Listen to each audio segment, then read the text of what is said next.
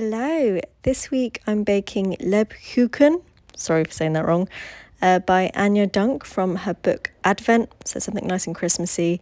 They keep about 5 weeks, which is great for the holiday season. I've never made them before and they were really easy, very yummy, very addictive.